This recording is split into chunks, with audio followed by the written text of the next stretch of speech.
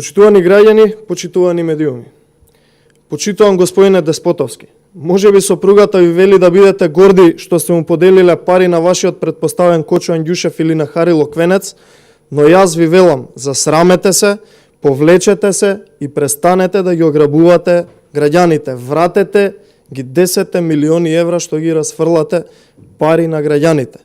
Господине Деспотовски, граѓаните се загрижени дека можеби сте ја послушале не само вашата сопруга, туку и свекрвата Цветанка Ласкова да ја префрлите неколку стотици илјади евра на нејзината снашка, односно сопруга на нејзиниот син.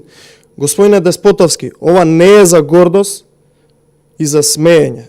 Ова што го правите е трагедија за која што мора да одговара некој. Скандалот криминални иновации добива се поголеми размери. Криминалната банда во владата достигнува епски размери во инвентивноста како да ограбат што е можно повеќе пари, за што е можно пократко време додека се на власт.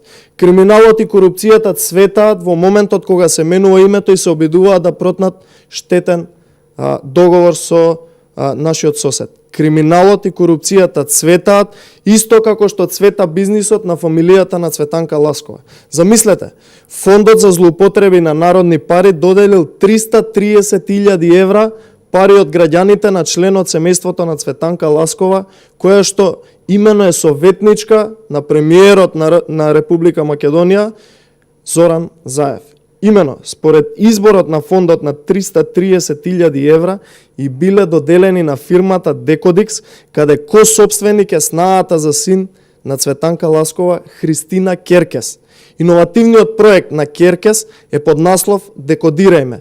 Да биде скандалот уште поголем, снашката на советничката на премиерот Заев ја основала фирмата само 45 дена пред да си добие грант од 330.000 евра. Добар подарок од свекрвата за новата фирма.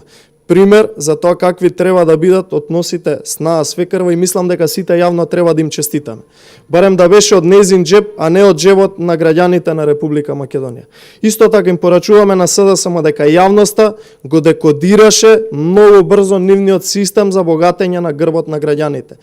330.000 евра народни пари ќе завршат во семејството на Ласкова, заедно во истиот бран со кој беа доделени милиони на фирмите на вице-премиерот Андјушев, пратеникот Харило Квенец и многу други од СДСМ.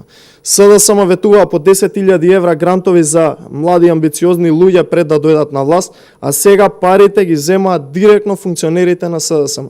Очигледно е дека повторно се изманипулирани и ограбени граѓаните.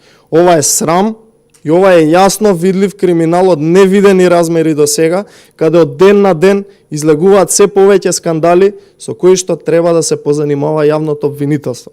Го охрабруваме јавното обвинителство да не потпаѓа под разни притисоци и да го истера случајот до крај сите соучесници да одговараат за овој криминал. Целата јавност виде дека случајот е скандалозен и не сме да помине без санкции. Благодарам.